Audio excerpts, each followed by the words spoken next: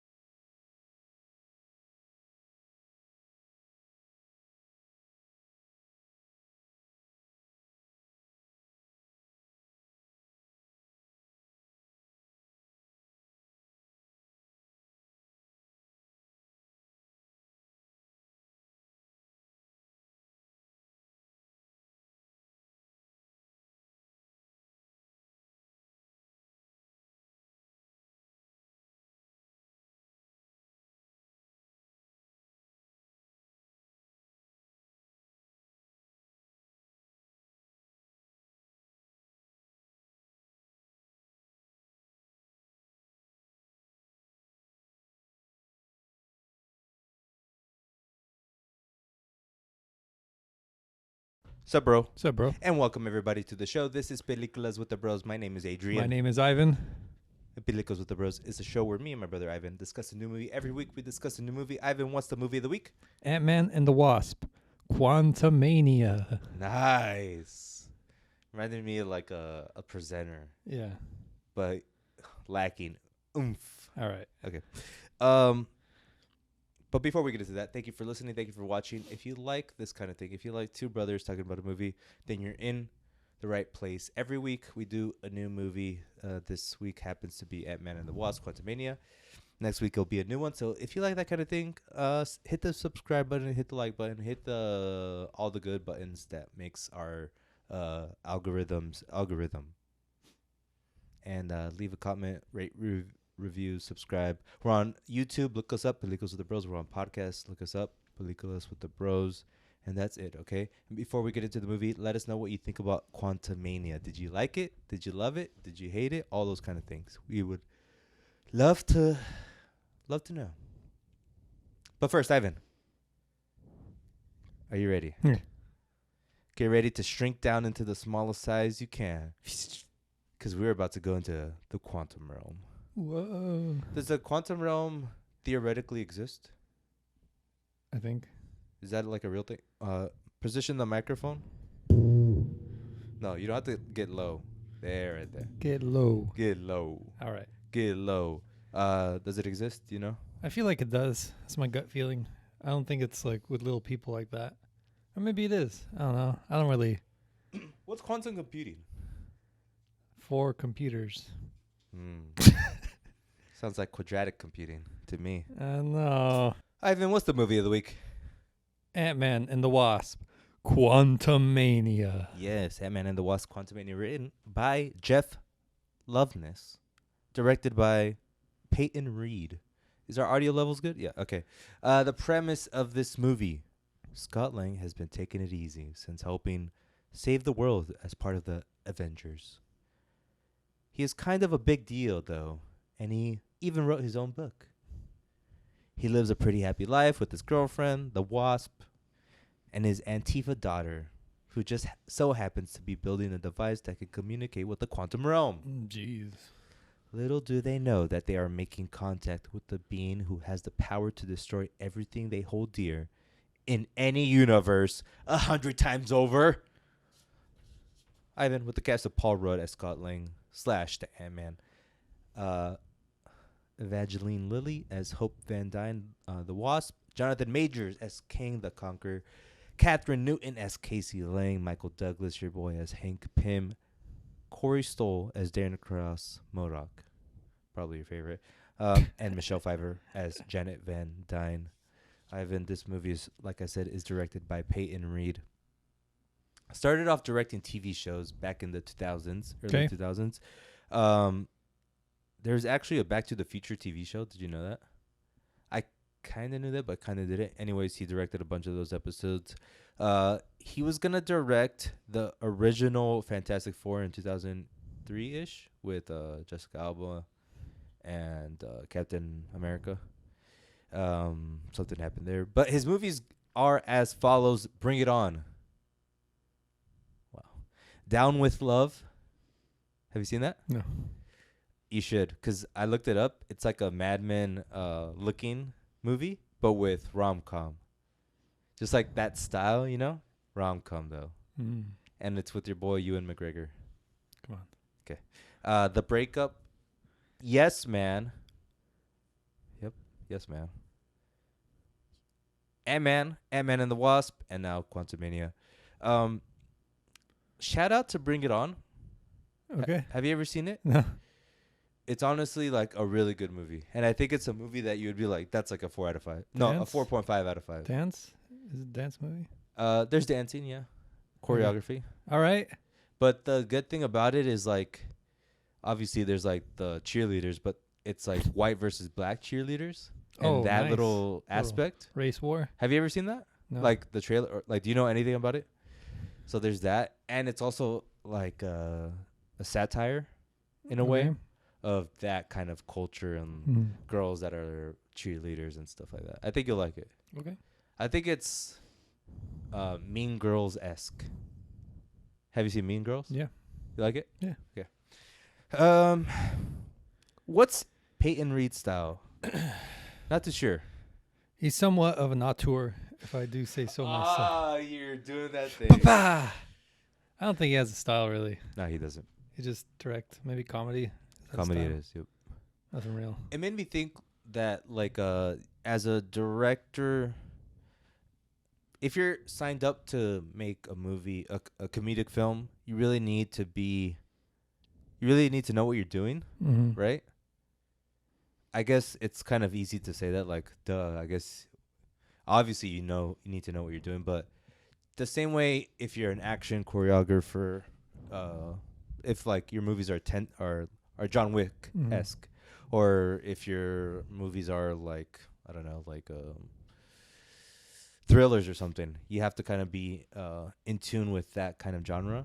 I think the same thing goes with comedy, and it's probably something we take for granted, but there is some kind of I don't know if style is the best word, but like artistic capabilities as a director to be able to do comedic films. Agree. Yeah, but you're right. He's not an auteur. I've listed those movies. Probably the highest rated one is Bring It On, and the second one is maybe Ant-Man. And I do love Yes Man though. I watched it not long ago. I liked it, but it's like there's cringy moments. Yeah, But overall, good, I guess. it's just like Jim Carrey can elevate anything. Insane. Ivan, here at Peliculas with the Bros, we like to look at how the sausage was made. So let's look at Ant-Man and the Quantumanian sausage. That's kind of disgusting. They got the gang back after a year, 2 years of no talk about Ant-Man movies. Mm-hmm. So they finish phase 3, whatever.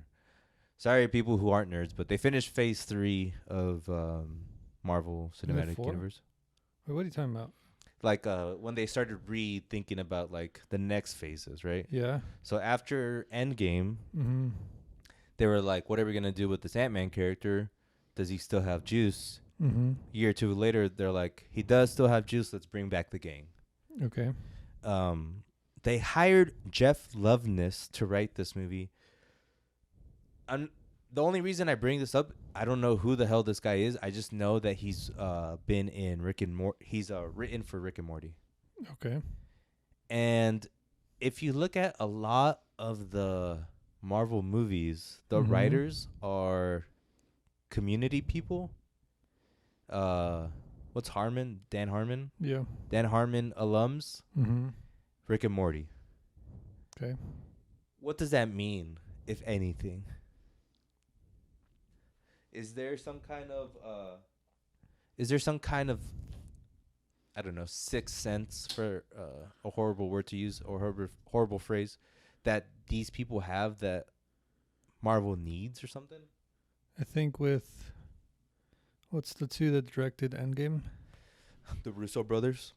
I think since they were at the top, technically, I think they brought in a lot of Community people, and then Community people know a lot of Rick and Morty people. So it's like just a mutual growth sort of thing. Okay. I think that's what the situation is. I don't think it's like let's get the top of the top Community and Rick and Morty writers. But if you're Marvel, if you're Feige, the executive producer of all these Marvel films, there must be something other than like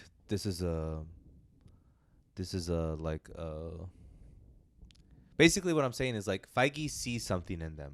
Mm-hmm. Because he's not just gonna let people come in just because the directors know him.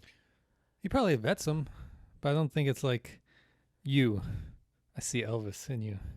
Like But you got Elvis. What energy. about basically the studio of like Mhm. Dan Harmon people does he like? Reliable. What does he like? What about the studio is able to produce writer after writer for the biggest movies? I don't know. I can help Okay. you out. I think it's like the ability to do action, Mm-hmm. comedy, but for some reason there's like a big drop off in real like meaningful dramatic scenes and parts. Yeah. But it's interesting that they just keep going to the same well. Yes. It's understandable that they do if you think about like the success that they have, Mm-hmm. but maybe switch it up. I don't know. I think they should, but they won't because I think it's working. I don't know. I know they're making money. I don't know if they're making as much money as they wanted to make, Mm-hmm. but like it works so far. And I know they're like comic books. They're funny. They're actiony. They do it well. Like I feel like that's just the train of thought. But I don't think they think like I don't think they care about the dramatic moments. I think they're more like, let's make this fun and entertaining, and then you could do dramatic moments if you want, but that's not really the point of Marvel movies. Mm-hmm. Not that I'm saying they shouldn't have them, but You hit an interesting point when you say what's the point of these Marvel movies, right? And I'm gonna come back to that in a little bit. But continuing on about how this movie was made, Jonathan Majors was casted for this film, but he was also casted for the Loki series, where he originally appeared as this character, Kang the Conqueror. Top 3 upcoming actors. We've talked about this in the last podcast when we were talking about Ant-Man, but he's like at the top of like who's hot. Mm-hmm. If you ever watched Zoolander, the Will Ferrell character, when he's like, Jonathan Majors, he's so hot. That's what he's doing. That's what he's doing right Okay. now. What was the first time you heard about Majors? I never watched it, but Lovecraft Country. Yeah. Same here. But I actually watched the first 2 episodes. Relax. Unfortunately. You're not a hero. Unfortunately. Oh, okay. I like to give shows a shot, unlike you. Shade. And maybe I should be like you, though, because that show wasn't that good. But he was interesting as that character, whatever he was doing in that. I also heard about him in a movie from A24, Last Black Man in San Francisco. But when I really saw him was Loki. Unfortunately, that's so weird. Like, I shouldn't be seeing the next guy. The first time I see like the next big actor shouldn't be a Marvel film. I don't care. I think he got his name out. Yeah, I guess that's just how the sausage. He has Creed 3. Like, he's on the up. It's not like... Creed 3 looks amazing. Yeah. He's not tainted in any way. I'm kind of like... I'm hearing rumblings that Creed 3 is amazing. And I might die if it is. I still haven't finished the second one. I think I have to rewatch just from the start. Like, if Michael B. Jordan is able to direct a good movie, I have to rethink my life. Why? You don't think he could? I didn't think he could, and if he can, any bum off the street. Just kidding. Oh my. No, just like wow. And also the trailer is perfect, Yeah. and that story is perfect. So if he's able to just execute, I'm so in. Anyways, he's Jonathan Majors is also gonna be in a movie called Magazine Dreams, which I'm super excited about. Have you ever heard of it? It's already made. They already sold it to like a studio. It was at Sundance, but you're gonna like this. It's a movie about a guy in the bodybuilding world, like trying to become a bodybuilding like Okay. Yeah. was it? Legend. Yeah, whatever. And just the things he goes through. Okay. And Majors is that guy. Okay, I'm in. Doesn't that sound good? Yeah. Just like the mental toll, the addiction that they go through. Sounds And like a reverse version of The Whale. yeah. I'm sure people are gonna love it too. Like, oh, he's amazing in it. Yes. And they hate the whale because he's ugly. With this world. Yeah, if this movie is like, if people give it praise, it's such a Confirmation of people bias. sucking. Yeah. Yeah. Also, Majors is so ripped right now. It's annoying. Like in And he Creed, like lives like it, like that daily, like yearly. Like that's just his. yeah, Like he lives like that. that's what I heard. That he swolled up for the movie, Uh-huh. for that Magazine Dreams movie. Well, I'm assuming for all these movies because he's like, oh, it's my superhero moment. Like 5 birds, 1 stone. But he's just like all the muscles. In the Creed 3 trailer, he looks insane. There's like the big poster at AMC of like, what's Yeah. his face? When he's crouched. yeah, Uh-huh. they're both kind of, Yeah. and you could like comparing like, what's his name? Adonis Creed, Michael yeah. Jordan. Like his muscles look good, but his look evil. Like Oh. just like I don't know if that's intentional. That's the next level. Yeah, like his muscles are acting. Jesus Christ. That's actor commitment. Yeah. That's full commitment right there. Yeah, I'm excited for Majors in the future. Paul Rudd. Let's. Graham cracker of a man. Oh my God. Like You perfect. Yes. Yes. graham cracker. And watching this movie, it's so funny because like I was watching it, I'm like, Paul Rudd, this guy, What a guy. literally, and it just brought me back to yesteryears when he was in every Judd Apatow movie, Yeah. and he was very good in every Judd Apatow movie. And lately, I felt like I just forgot about him.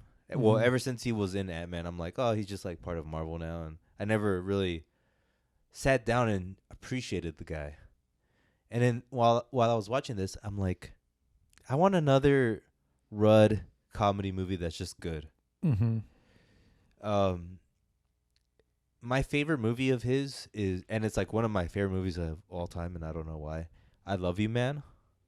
Just have you seen it? No, I know it, but You need to see it. oh my god. Oh my, it's so funny.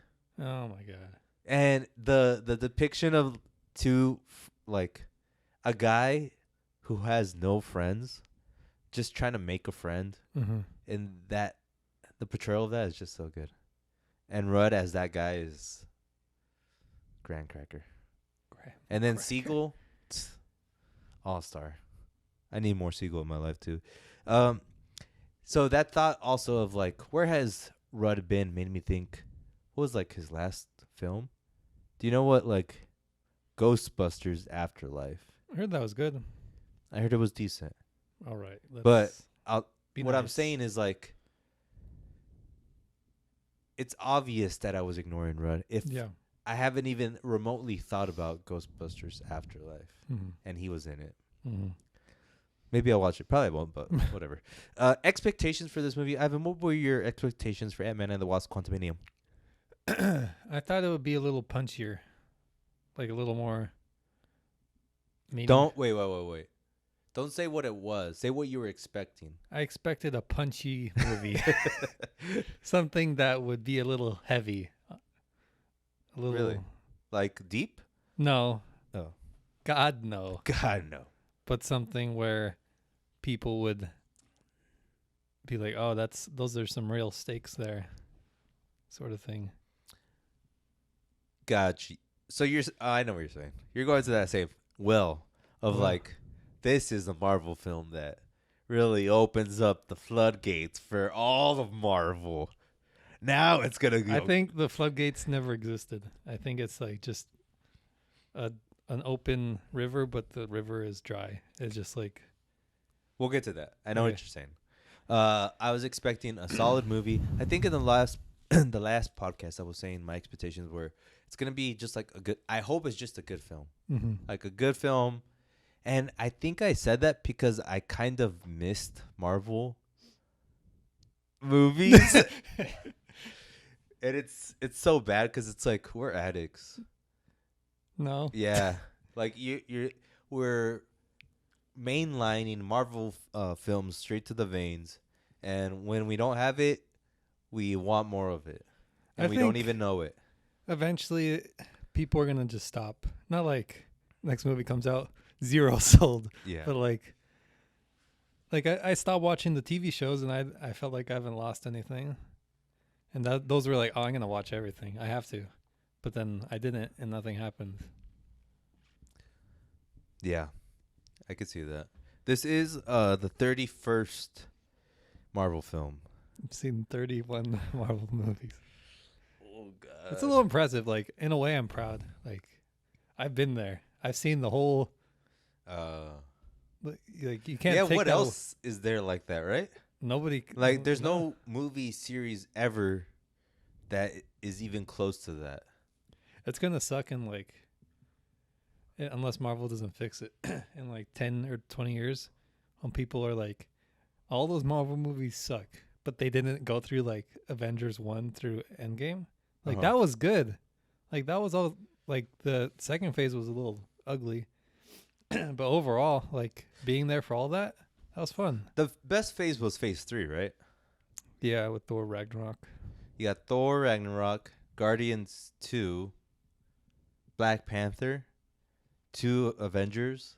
Those and the best Avengers. Those were the best ones. Yeah. I love the trailer for this film, especially the song. I think they did a Rocket Man, I don't remember. like Elton John, but a remix, Mm-hmm. like a Galaxy remix. And the interesting thing about this movie, and it sort of goes back to like not appreciating Paul Rudd. Mm-hmm. I technically haven't seen the 2 Ant-Man films, the first 2 ones. So, Why? because the first one I skipped completely Why? when it came out in theaters. I was just like, at that time I wasn't interested. And then Ant-Man and the Wasp, I actually went to see it in the theaters and I fell asleep. Mm. And you know what's even worse? Mm. I went to watch Civil War, and the part where they all fight, Mm-hmm. I slipped through that whole So you've part. never seen Civil War? I saw it recently. Okay, then you're good. That's fine. But what is it about me and Ant-Man where I ditch him?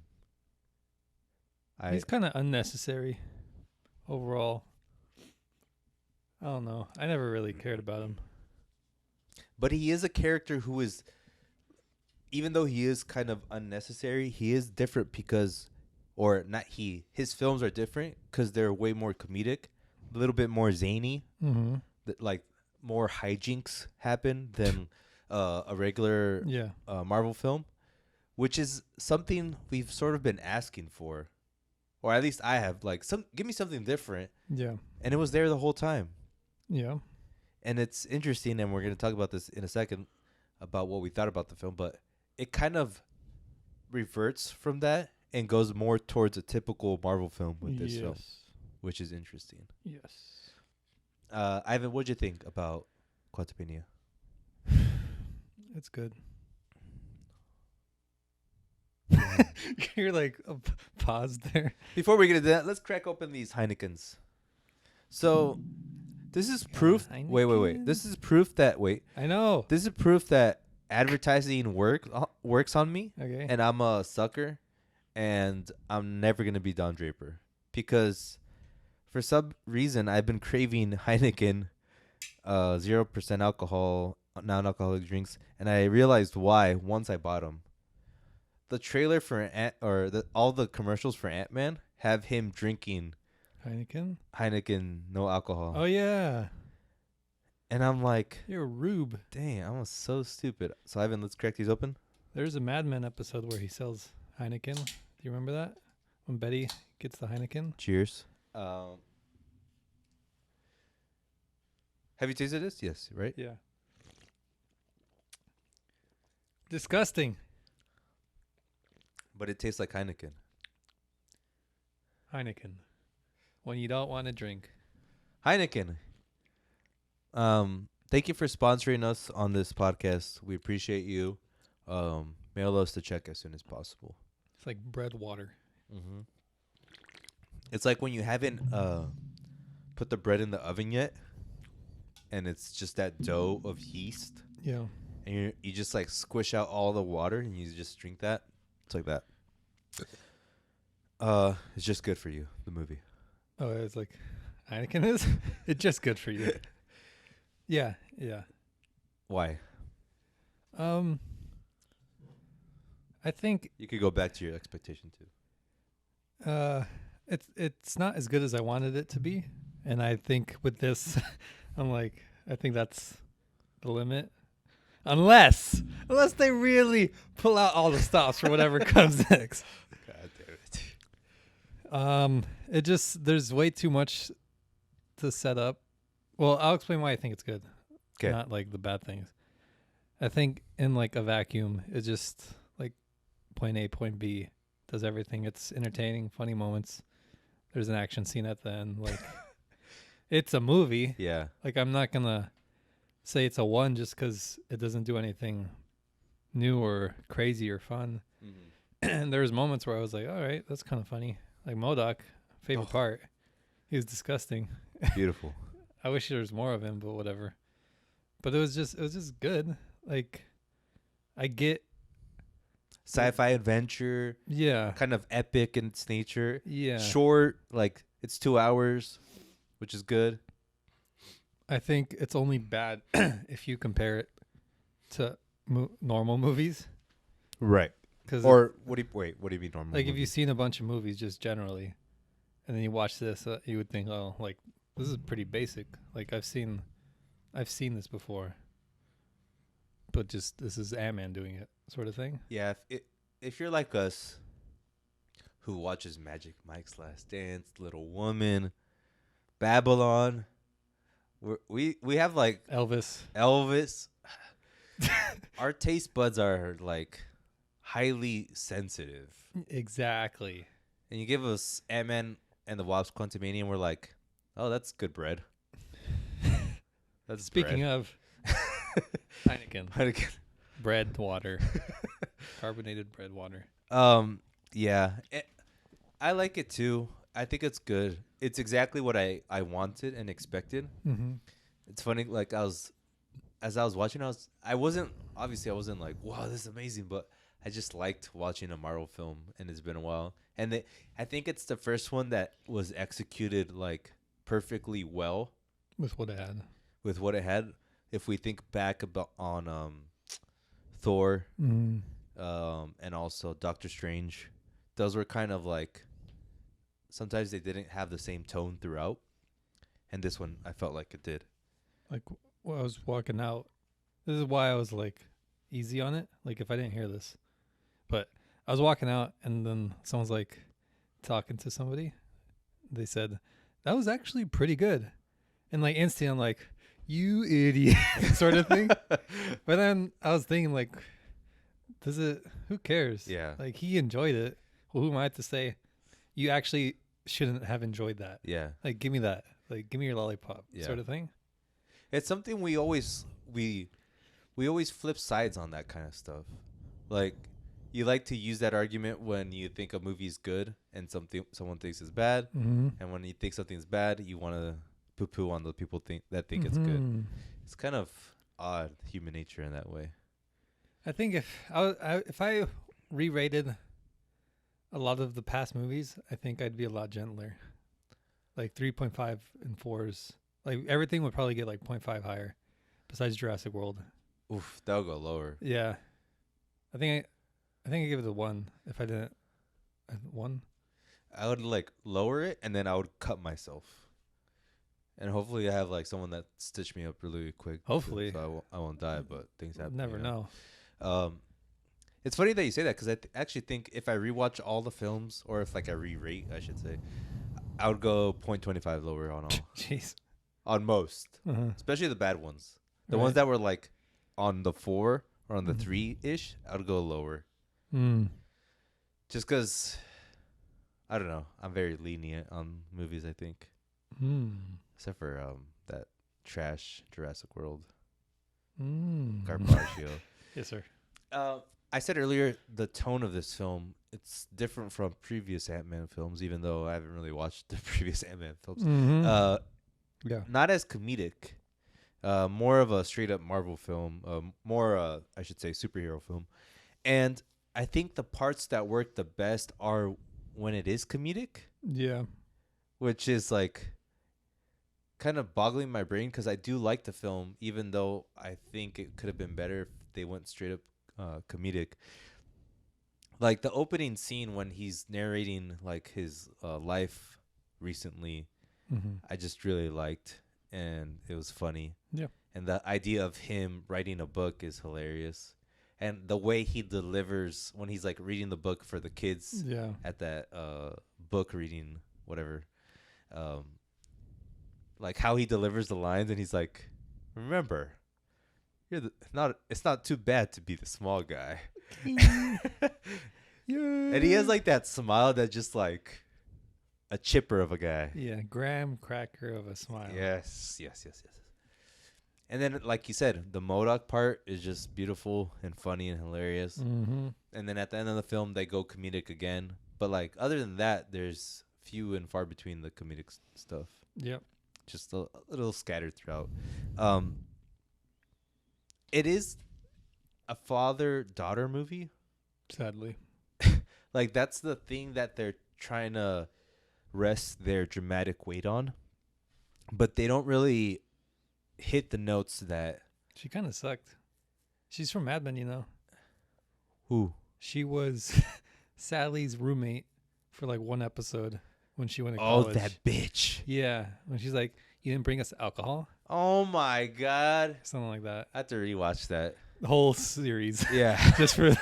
I guess I gotta start with episode 1. Yeah. I should get there by what? Tuesday night? Yeah. But Yeah, she's- so they go father daughter. They don't hit like the they don't hit the dramatic parts that I think they need to really hit home with like what the message they're trying to do. What would it take to do that? I don't know, but I just didn't feel like the stakes were there. I think the most dramatic part was when Kane grabbed her and was like yanking her around and like, I'm gonna kill her, and he's like, no, not my daughter. But I still didn't feel it. Yeah, I feel like the super genius he was, he really should have killed them a lot sooner. Like once he had that, he should have been thanks. Dead. Yeah. Just like flatten them like paper and then just like gone. Yeah. Like why else would he, like there's no reason for them to be alive. And he's like, "Oh, have I killed you before?" Stuff like that. I've killed many Avengers. Are you the one with the hammer? I like that. Like that was cool, but if he is that scary and he just kills so easily, he should have killed. Yes. Yeah. Just logically. Yes. I also like the Janet character played by Michelle Pfeiffer, basically the grandma, who is Rude. hiding something from everyone. I like that little like insidious plot that they layer underneath. Mm-hmm. And when they finally reveal what she's been hiding, and they show the scene with her and King, I thought that was really impactful. Like that was like the most dramatic part, and I actually felt that Yeah. because you felt the pain that King has gone through, and more so Janet. But they were connecting, Yeah. and you're like, "Dang, this is good." Yeah. And that ultimatum that King gives Janet, you're just like, "Shit, this is deep." But I didn't really get His point. no, like if was was King gonna let her timeline live I once think. Yeah. he transported her? Because I think his point. He's like the good. He's like the hero of the Kang people, Uh-huh. the Kang variants. So he would kill like the ones who would conquer or something. Yes. But he in her timeline, because she did this for him. Like he gave her a pass. Like you will not be conquered, sort of thing. Like I believed him. Maybe that's him acting so well, but Since you're there, let's investigate that a little bit. I was really confused, and I don't know if it was on purpose or not. Like his motivations. mm-hmm. Like in the movie, they show King in this, and he basically comes from another time to the quantum realm from another universe. Mm-hmm. And from the tidbits we get, they reveal that he was banished from his Variant community. okay, and he says something like, I've seen the end, and you're all gonna die, like Mhm. everyone dies or something." Can you explain this at all? Do you think it's fuzzy on purpose? I think a bit, because that's how he was in Loki. He was like, "Ooh, we just crushed the threshold," sort of thing. Uh-huh. Like, what's that mean? But he's not gonna tell us. Right, because you're right. In Loki, you saw Loki? Not the last episode. Really? I saw like YouTube videos of Kang, like his. Okay. In Loki, he was super ambiguous, Yeah. and in this one, he's less ambiguous. But the real like what's going on with this isn't fully like fleshed out and said, Yeah. and it didn't really affect my viewing experience. But it did make me wonder, and I was hoping that they didn't do it like. I was hoping that they made it opaque on purpose. I think so, because at the end, Ant-Man was like, "Did I do the right thing?" Yeah. And I think if he's confused, that means we're supposed to be confused. Let's talk about King. What did you think about King the Conqueror, our boy Jonathan Majors' performance? I think he was the only part where it wasn't phenomenal was the last fight scene, because realistically, he should have just. But he lost. No, he lost all his powers. No, just like physically. He's like a foot taller than Paul Rudd. He's probably like 300 pounds taller. I mean, heavier than Paul Rudd. jacked, evil muscles. From like the 31st century. I'm gonna start saying evil. Damn, those muscles are evil. It's like, Those are nasty muscles. yeah. But I think he should have just destroyed him. Like, Okay, you're picking nits, but just logically. Like, if you're trying to make a believable world, people have to act believable. yeah. I think that's a big part. That's like a problem of Marvel. Like, nothing feels believable anymore. Mm-hmm. Like, I'm not like, I did not when I walked out of this movie. Like, it just exited my mind, like completely, Yeah. because none of it's relevant to me at all. Like, Yeah. even the lessons is whatever it is. Whatever they're trying to teach me. Like, a big thing was like his daughter telling him to, like, be a man, do something. Like, he just went through like 5 wars, and he's like not even skilled in any way. He just knows how to use this machine that anyone can actually learn. But he's like, he doesn't have military training. He's nothing. Yeah. He's lucky to be alive, and like, why don't you do something? He probably has trauma. Yeah. PTSD. Yeah. Yeah, that is something that the movie tackles. The idea of Scott basically coasting it after 5 saving wars. the world, and his daughter's like, "Stop coasting it. Like, there's still things to fight for." I think the end is, or like the end message for Scott is like he fights for his daughter, his family. Yeah. Whatever. Back to King. King the Conqueror. What'd you think about Jonathan Majors' performance? He's good. He's a good guy. He's a good guy, right? There's Like, like tiny little performances, like when he was explaining to Michelle Pfeiffer, there's like a hint of anger that flashed when he was like telling him like, you got to do this, like stuff like that. And I was like, geez, that's pretty nuanced acting for Marvel. There's stuff like that, but there's also the Shakespearean kind of acting where he's just like, I am King the Conqueror. Sparta. But he has like this gravitas that he's just Yeah. like, you feel that he can do no wrong. Like he has power. Mm-hmm. I love when he's like when he's mad. Like that's the one thing that I love about his performance in this. Like you can tell he's so angry, and when he uses his powers in this film, which I still don't really understand what his powers are, he's like his rage is like, and I love that. I love that about his performance. And it's cool that Marvel switched it up a little bit. Black villain. Yeah. Yeah. And also a new guy, you know? Like in the last one we have Joshy Broly.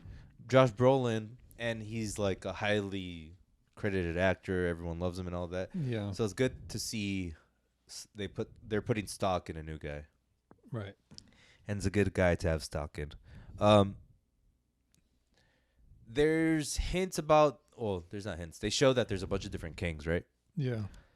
And I was thinking, does this open up the possibility of like Kang being, or like the Major's performance in every appearance that he's in, he's like slightly different, I could see him doing that. you know? Yeah. Like this guy, he was like full of rage, right? Mm-hmm. But the next one, he might be gay. He's like, hey guys. Oh Jesus. Or the next one, he might be very smart, you know? Like, Yeah. I would love to see all these like kings with different personalities, but they all still want to conquer the world. Yeah.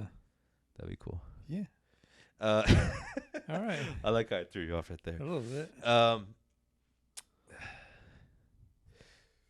I was saying earlier, some of the things that Ant-Man is known for is like the zaniness. Mm-hmm. And I think like the zaniest part of this film, or there's actually two parts, but one of them is when he has to get that MacGuffin of like the thing that, Yeah. right? There's a part where he has to get a MacGuffin, this kind of object. He shrinks down super small, and he sees a bunch of Scots, Mm-hmm. and that was fun. Yeah. Like that was good fun. Yeah. Yeah. And I think that's what, like in the previous films, that's what Peyton did well. It's like this choreography of weird scenes where he has to shrink and get big and all these kind of different things, right? MODOK. Amazing. Oscar performance? Like, Perhaps. at least I died in Avenger. that was like the best joke in like 5 Marvel movies. This guy, let me get his name. I always, like, I never know his name, but he's in all the TV shows. Corey Stoll. Yes. He's so good. Yeah. Every time MODOK appeared, like when they first showed him, I was like, oh my God, I can't believe he's in this film. Yeah. Did you know about that at all? No. And then like they show his face, I like laughed like, Yeah. And every time he was there, I couldn't stop smirking. Yeah. It was just so weird, Yeah. but good. I think that was like the smartest thing they could do with that character, Yeah. just because it's so off the wall. Yeah, it's so stupid. Yeah, in real life. So they had to make like, yeah, he's stupid looking. Let's make him stupid, sort of thing. What an all-time face. Like, we have a list of faces here on Peliculas with the Bros. Mm-hmm. This is on the list of all-time faces. For sure. Wow. It's going to haunt me, but I love it. Michael Douglas still doing the damn thing. He's kind of old. Kind of old. I'm tired of him. Crazy that we saw his dad in a movie called Spartacus. Yeah. Your favorite Stanley Kubrick movie. What's your opinions on ants? Generally, Yeah. they're tiny.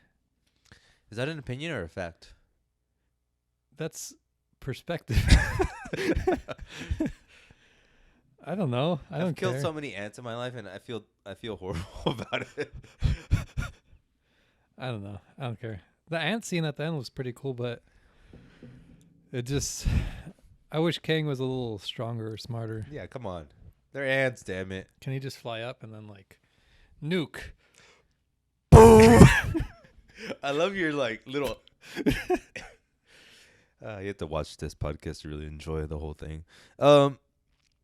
Let's talk about the MCU. Now that we're here, what's your realization of MCU now? The next one? Oh God! Come on. Like I'm here to watch the train wreck at this point. Like, if they ever save it, I'll be like, wow, I can't believe they saved this, or I can't believe they found a path through this storm, sort of thing. Storm. X-Men. Just saying. I was gonna do X-Men thing, but I don't even know it. So you think it's like utter shit from here, like diarrhea?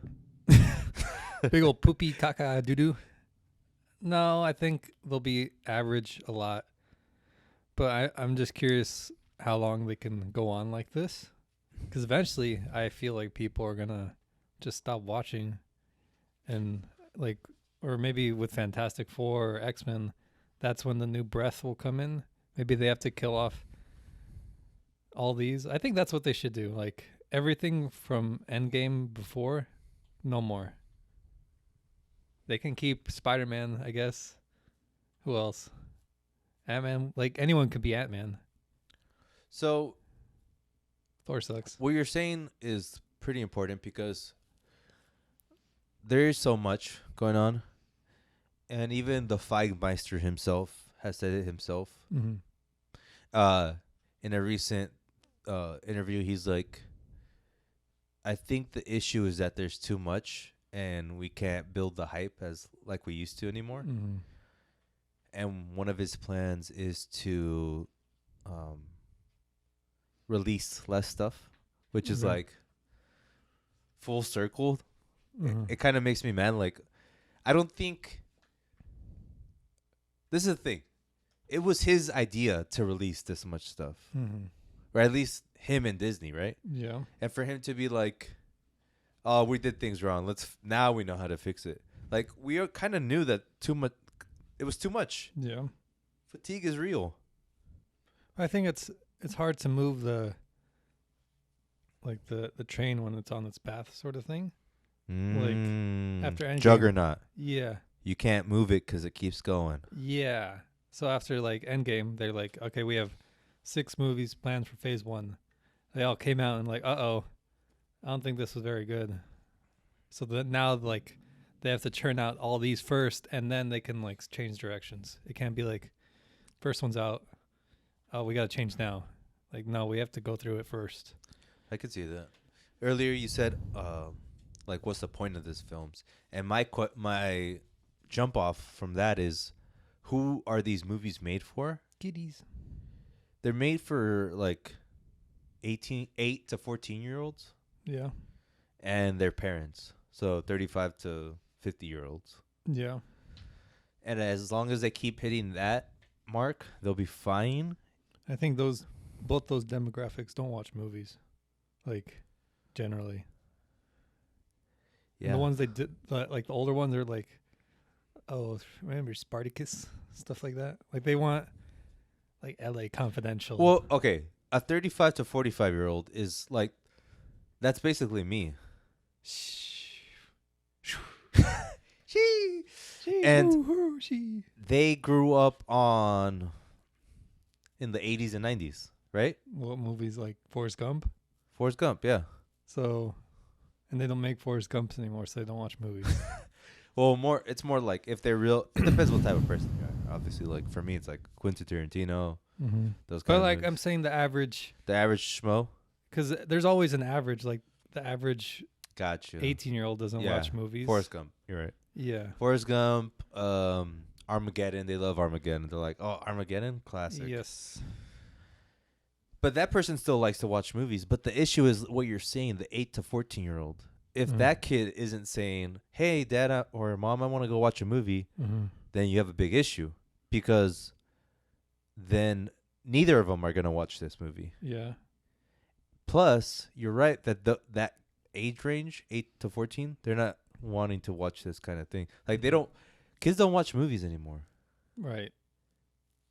Like our nieces were like, we haven't watched a movie in 25 years, That's what they said. and they're 8. That's what I always said too. I am finally of the head that they're not gonna make any kind of inventive Marvel film in the next 2 phases. Like the next this phase, which is this movie is the first movie in phase 5, which is disgusting. Okay. And there's gonna be phase 6. I don't think either of those are gonna be inventive. There's gonna be a breath of fresh air. I think they just gotta quit all. And what does it mean that if phase 2 if phase 2 was the worst phase for Marvel, and we're now entering the similar phase of like that mid-range, right? Is this gonna be just like phase 2 where it's like, oh shit, it's even worse now? Or I don't know. I just want Fantastic Four, X-Men, and that's it. Like everything else, just wipe it. Well, then the next film is Guardians. Oh, that's gonna be good. That's gonna be. You see how easy you are to flip a switch? It's James Gunn, head of DC. Whoa! The head of DC. The head of DC is making a Marvel movie. I'm gonna watch the Marvel movie. Oh, come on! Don't talk to me like I'm an idiot. Ivan, let's talk about the stingers.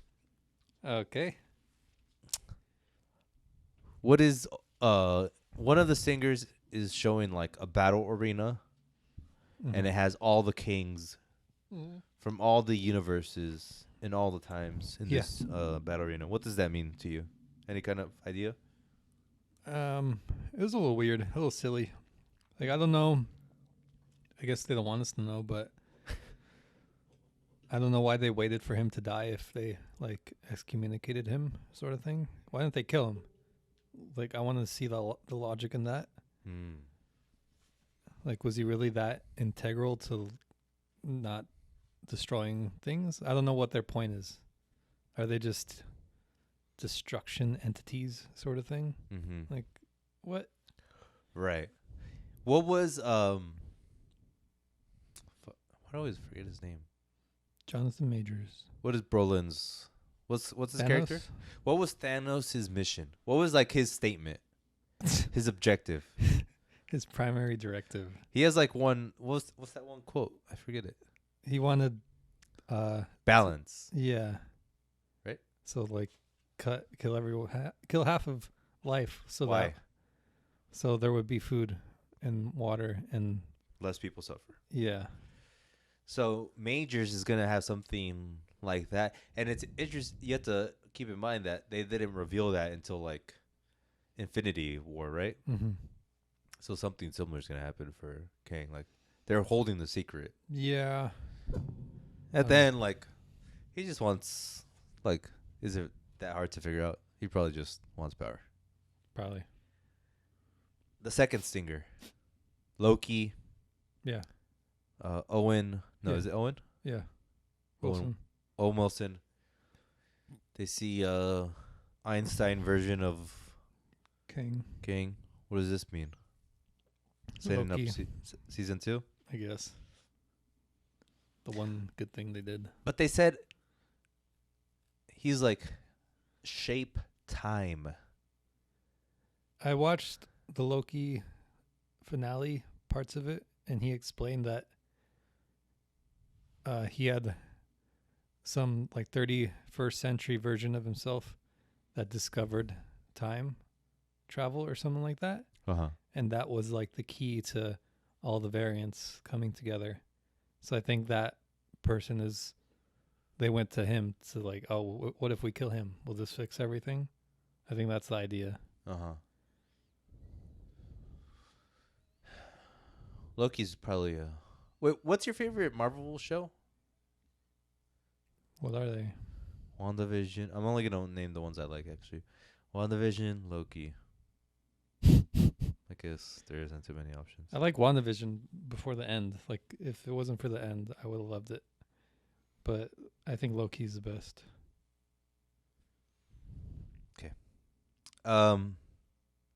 You know what? One thing that all Marvel films are missing? A great score. Yeah. I was thinking, like, they hire somebody just to make, like, the most basic, beautiful score ever. Like, if this person made this in, like, the 15th century, like, he would have been a god. But, Right. Oh, yeah. But it's just so, like, it's weird. Like, it's obviously amazingly made, but it's, like, textbook made. Yeah. Not that I'm, like, some Right. classical music buff. But that's the thing, like, when are we going to get a score that really, like, moves us? Maybe the thing is, like, you need to create something opposite of, like, what you always get. But like DC movies, they're like, they do the score perfectly, and you can remember them Really? pretty well. I think so. Like what? Any Batman, any Superman. I think for the scores and any of the movies, even if they're bad, I think the scores are still pretty memorable. Like, if you listen to them, you'll be like, oh yeah, I remember that. But well, you're more of a score guy, so. But if you listen to a Marvel score, it's like, that could have been from any Marvel movie. Yeah. Unless it's like the Avengers theme. Yeah. And even that one's a little, like, all right. It's just so crazy that, like, certain scores really, like, trigger my senses. Mm-hmm. Like, when I hear Harry Potter's Spider-Man, like, can we get something like that in a Marvel film, and it's gonna take it at least 0.5 up? I think they could, but they don't care about the budget. Like, they want the budget to go to the Visuals. actors or CGI. Well, now that you mentioned budget, this movie is making a good amount of money. It's gonna probably do well enough. Not doing amazing, but it's gonna do well enough. But the ratings aren't that Gucci. Does People it are a matter? little hard on it. What? I saw the ratings. I think they're a little hard on it. Me too. They're just haters. I think they're just realizing that, like, oh, all these movies are the same. Yeah. And we already knew that like 20 movies ago. So, and we're like, it's okay. We're looking down on them. Yeah. Pigs. Ivan, let's rate this movie. Out of 5. Ants. Too easy. Give me something else. Modocs. Give it 3. Out of 5 Modocs, how many Modocs is this? 3.25 Modocs. Decent. It's decent, right? Yeah. I'll give it 3.5 Modocs. Jesus Christ. I was going to give it oh no, I actually gave it a 3.75.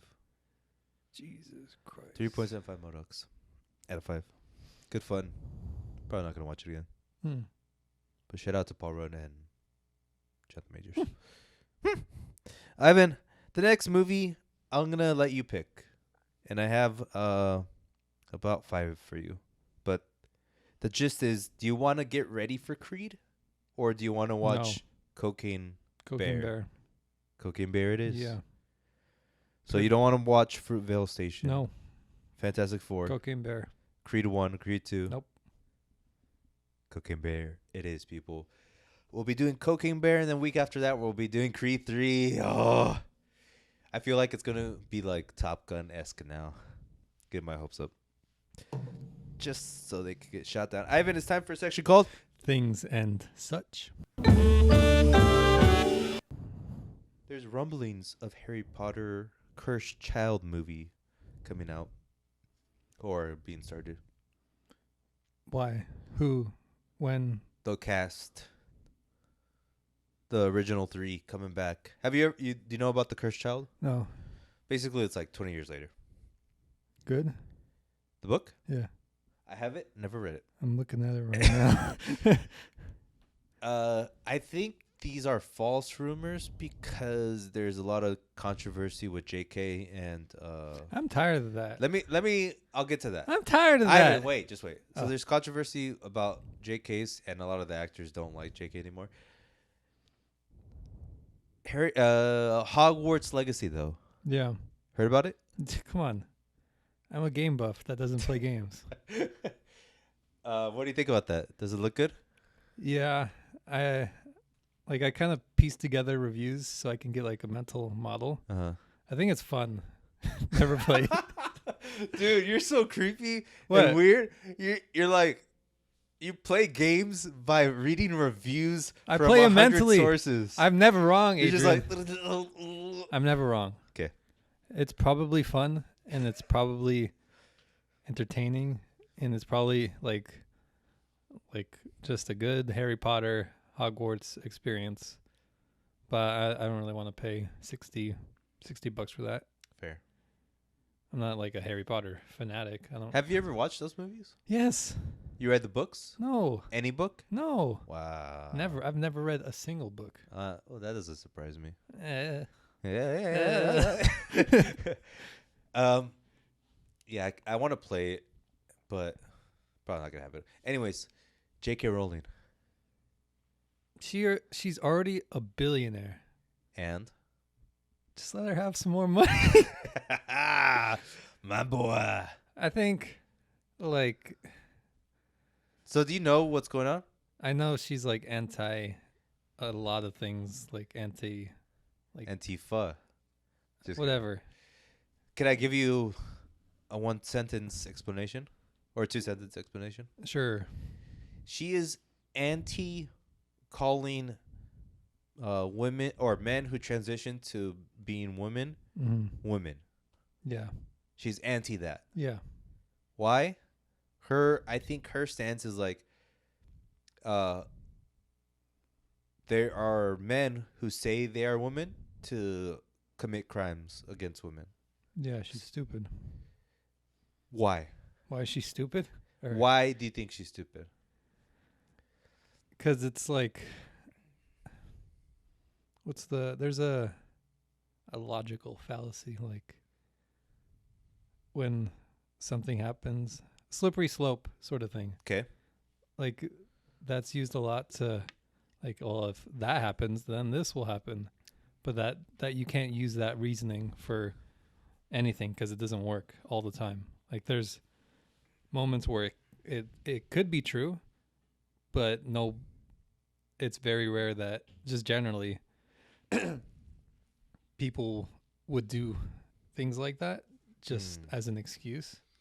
Like, I'm going to be a woman now. It's just so I can hit women or whatever the goal is that in her head. Like that's not a... But what is your research that says that it's rare? Just people, my faith in humanity. Oof. Because there is a lot of reports of like men who Yeah. say that they're women to go into women's restrooms. Yeah. And then they commit sexual harassment. Yeah. I'm not saying it doesn't exist. I think, like, I know it's horrible. Like the bad apples ruin the bunch. Yes. Sort of thing. And obviously there's bigger issues that like underlie this and underlie that like you have to always go down to the core, which is never what like the prime topic is. Mm-hmm.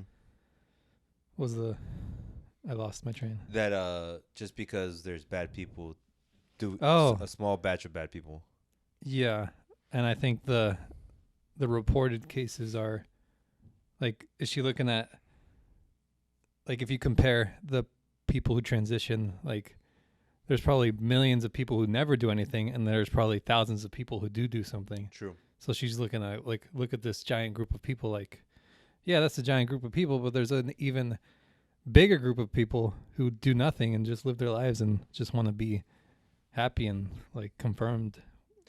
Well, and I think it probably gets a little what's it called, grayer too. Yeah.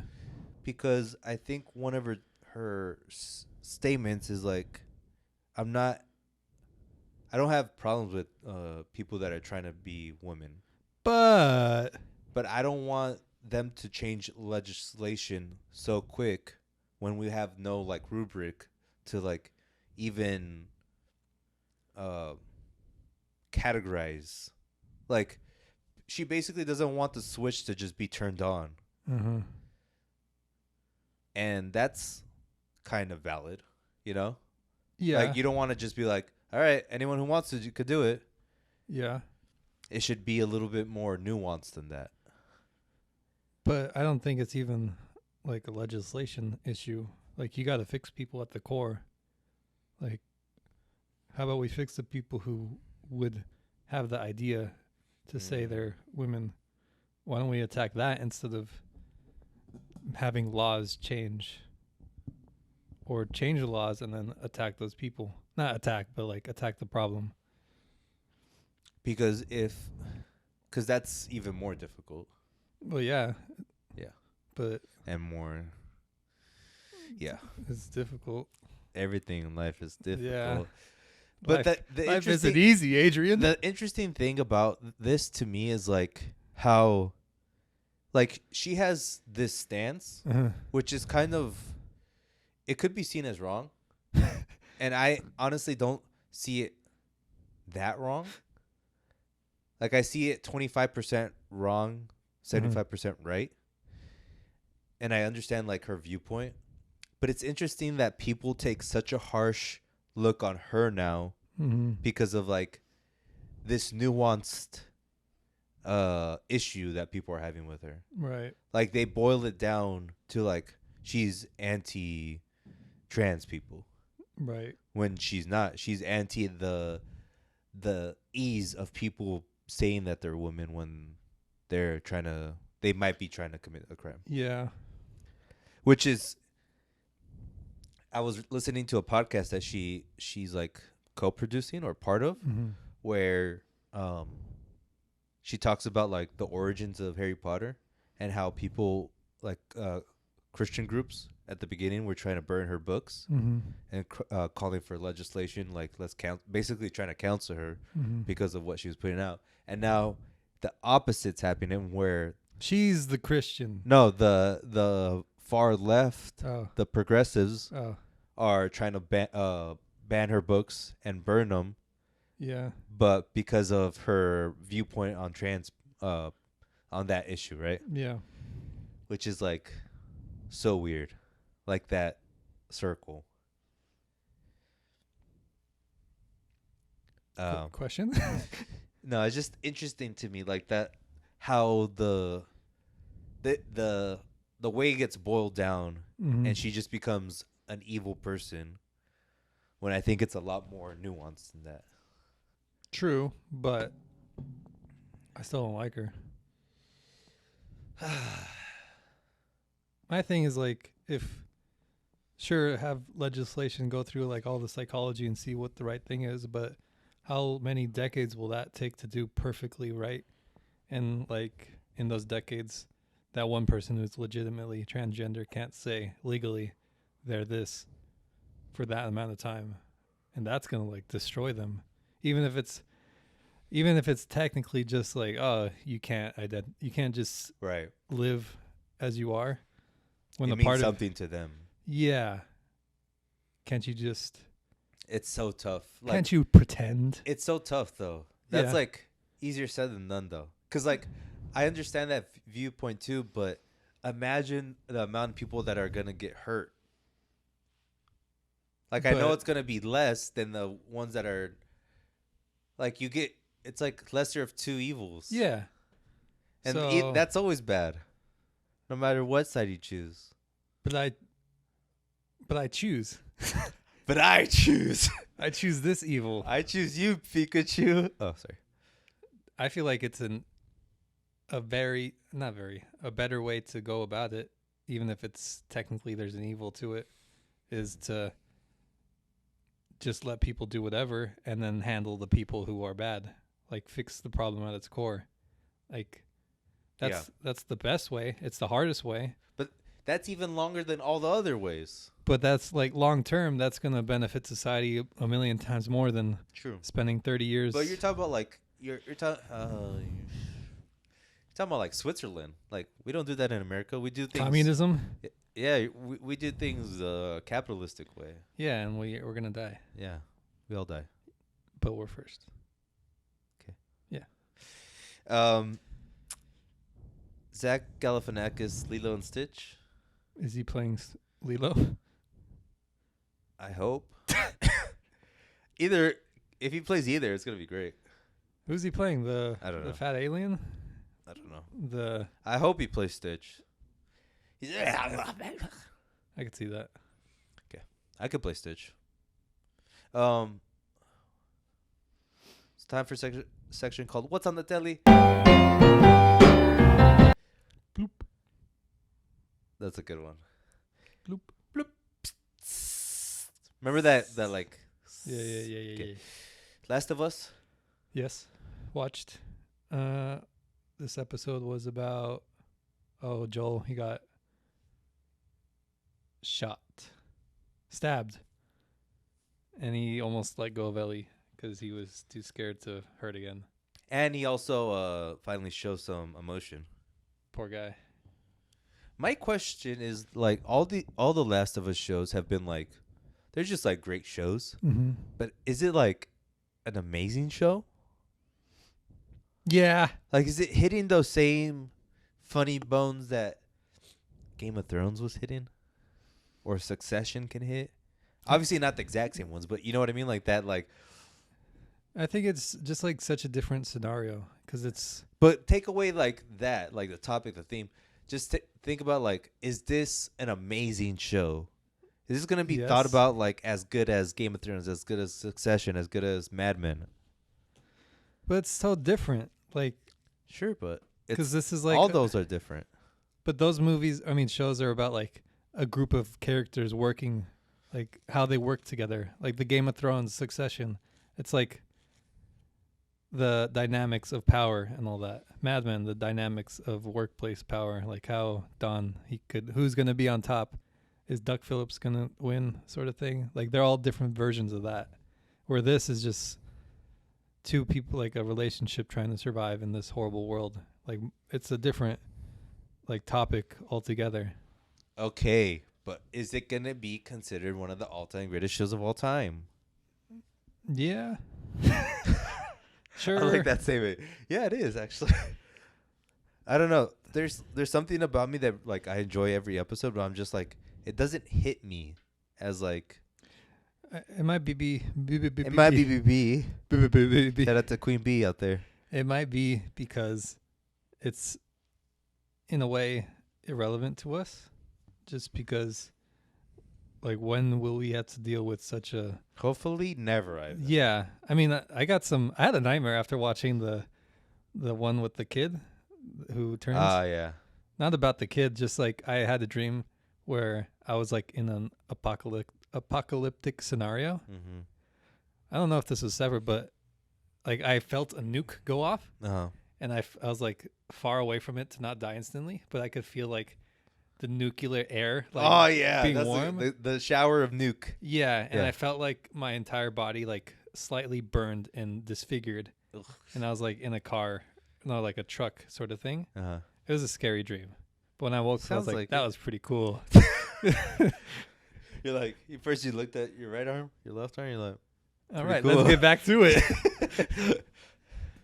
But it's good just because it's so like specific, so honed in. Shut up. I'm sorry. I think it's good because it's like such a good snapshot of this world that we will never live in, and it's very realistic in that way. Say never. You're jinxing that I will never live in because Okay. I'll be probably that survivor who like builds his own castle area. You wouldn't be that. I would totally be that. When I watch this, it makes me want to like go buy a book about like how to build everything that I need to do. Yeah. Like how do I get water? How do I kill an animal? I think I'd be a raider or something and just like kill people. You're talking about like Overlands? What's that game? Borderlands? Borderlands, right? Yeah. Where like you pick your character. Yeah. You do something crazy. I'll be like I'll be a stay-at-home dad. I'll be a cult leader actually. Nice. I'll like make a cult, and then we'll eat like the zombies as like aperitifs. Sure. With a lot of ceremony, just gathering, eating them. Okay. What have you watched other than that? I saw Soul again. I had the itch. Nice. I remembered like, I liked it. It's pretty good. Give it a 4. That's my rating. My official rating. It's a pretty good rating. I think that's good. It's fun. I liked it. I think it could have been like, I want to see that jazz world more, What him like? like in Playing? that jazz world. I love that part where he's just like fading Mhm. away, like he's You want maybe a little more musical with the jazz? yeah. I don't know. I don't really like the cat stuff. Like that felt like That was for kids, I think, yeah, it was but I didn't care too much. But I got it. okay.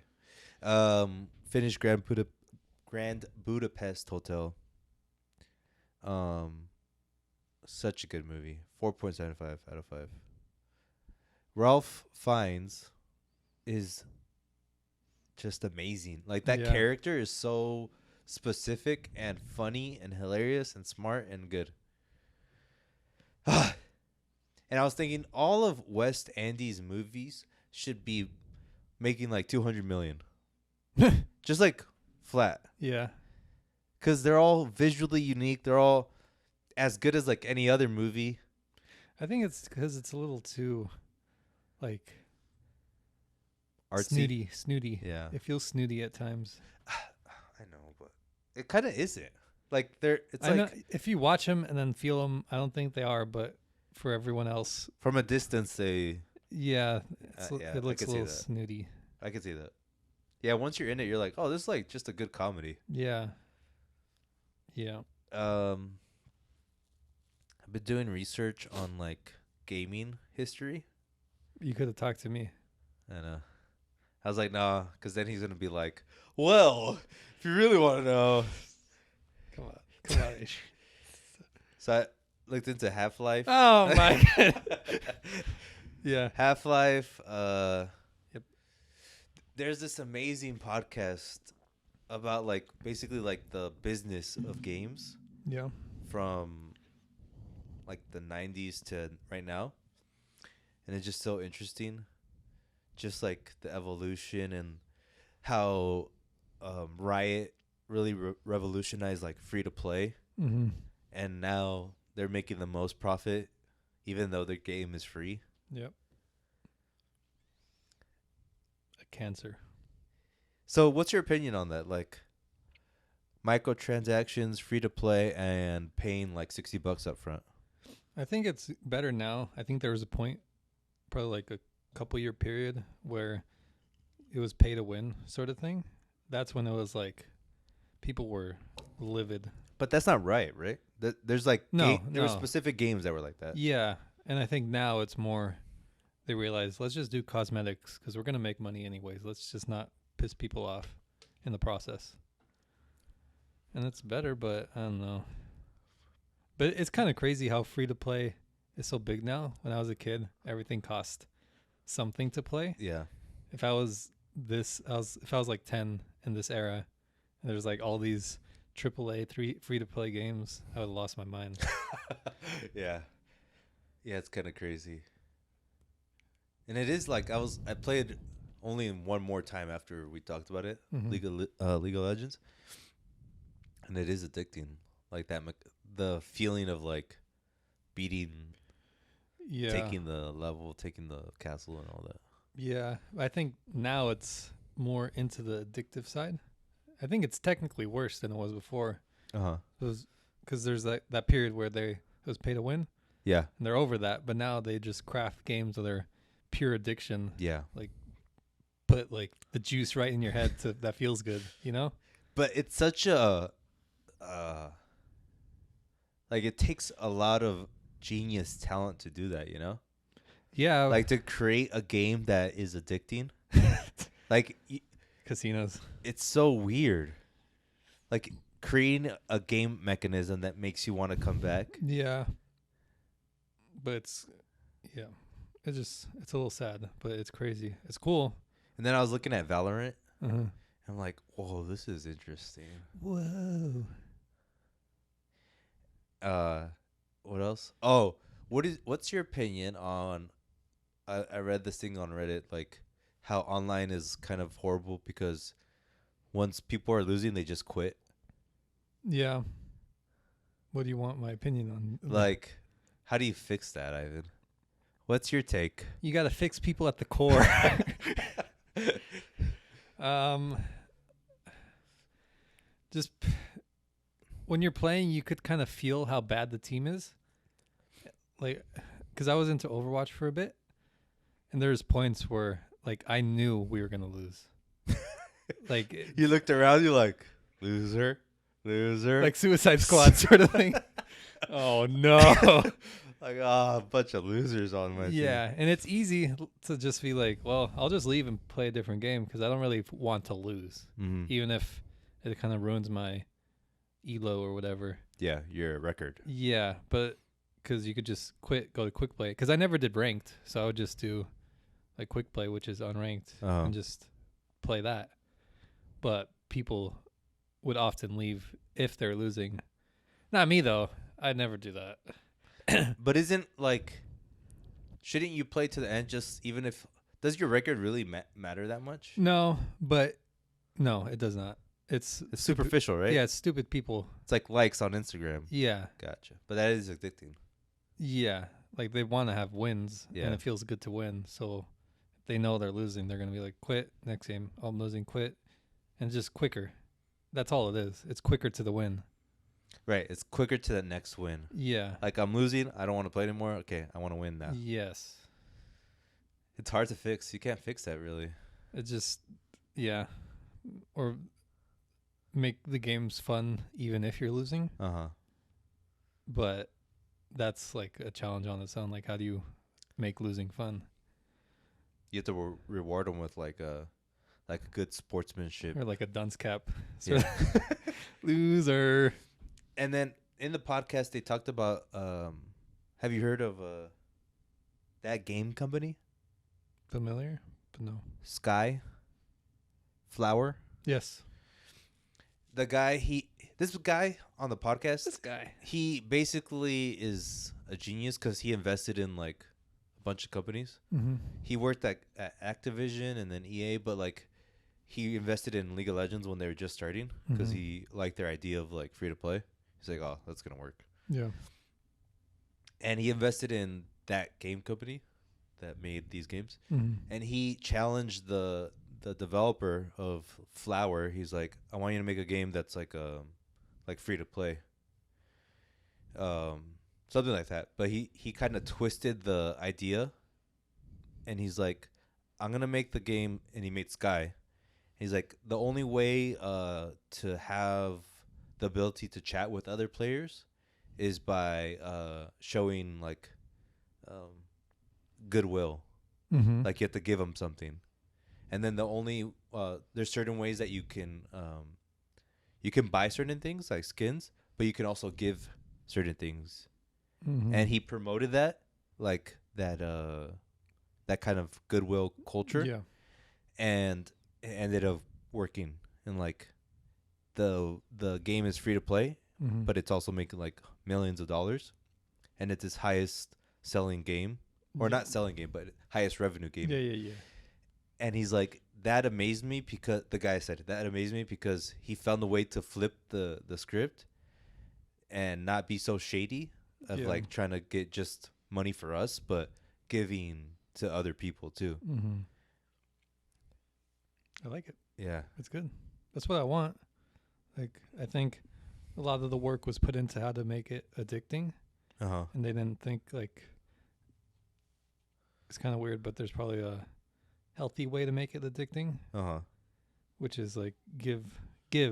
Right. Like, be addicted to giving things, Right. and that's better. Be addicted to being a good person. Yeah.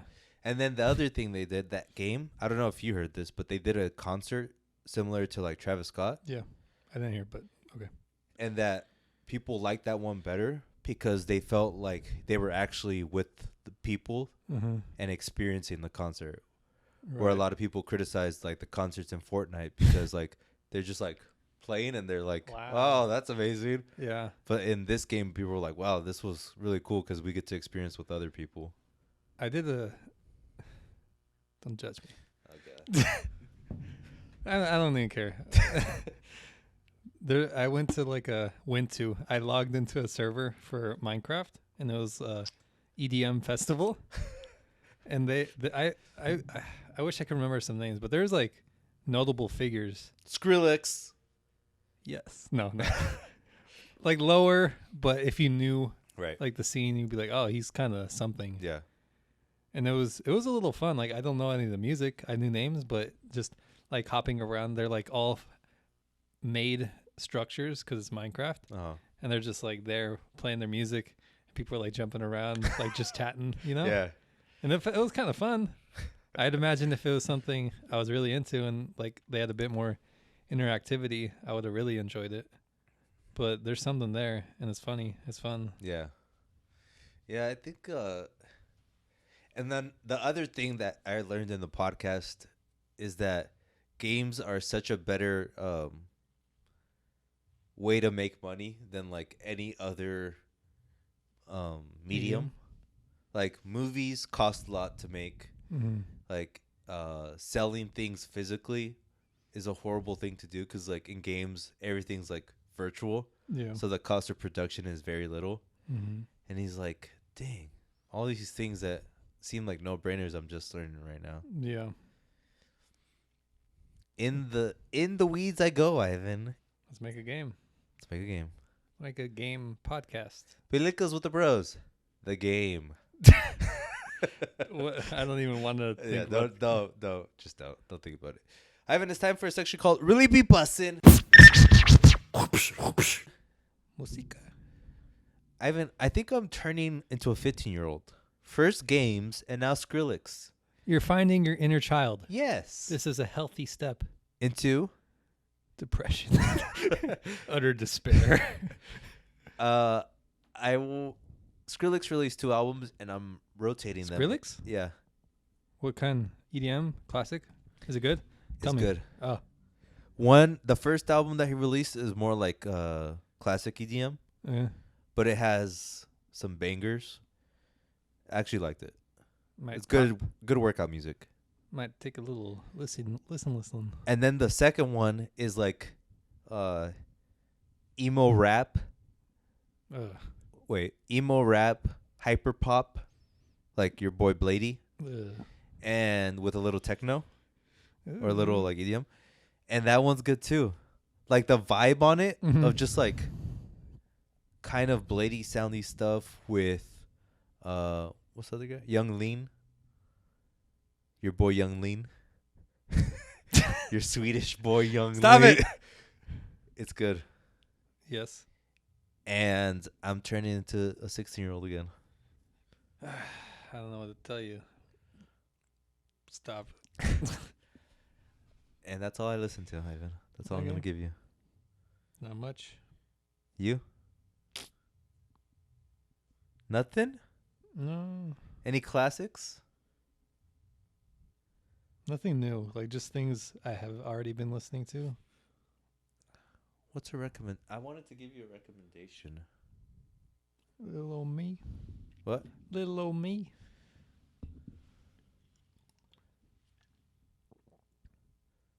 Oh, I listened to the David Bowie album. The last one? No. Like a Hunky Dory, I think it's called. Okay. So good. Just Relax. like, come on, man. Like, how can we not make music anymore? I saw an interview, I think it was on TikTok, but it was like a snippet of it. But he said, like, I don't really listen to music at all. And he was just saying music is a method for me to say what's in like my mind. Right. But I don't really listen to anything. I don't listen to new things, stuff like that. Right. And I think that's the mentality. Like, sure, listen to whatever, and then you're kind of making something with this instrument, which is music, or it could be a movie, whatever. And he just made like the best music ever. He's probably in top 10 musicians All time. Yeah. And he says, I don't listen to music. Like, how crazy is that? Right. Yeah, like, it makes me think of, I heard someone say there's directors who watch, like, every film ever, and there's directors who watch, like, the same thing all the time because that's all they like. Yeah. I think I'm both.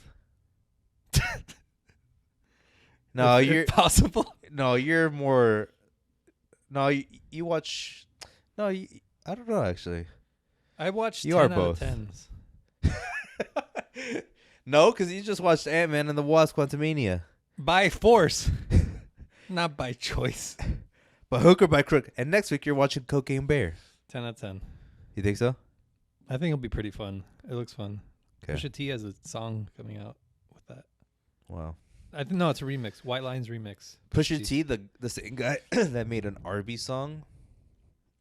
We got the meats. He made that, you know. He made that. He made the tagline. Give me 10 taglines right now. Doom, doom, doom. Arby's, we got the meats. Don't. I'm gonna control yourself. All right. Anything else for the beautiful people? No. You sure? Yeah. Okay, we'll be back next week with Cocaine Bear. Yes, sir. Peace out.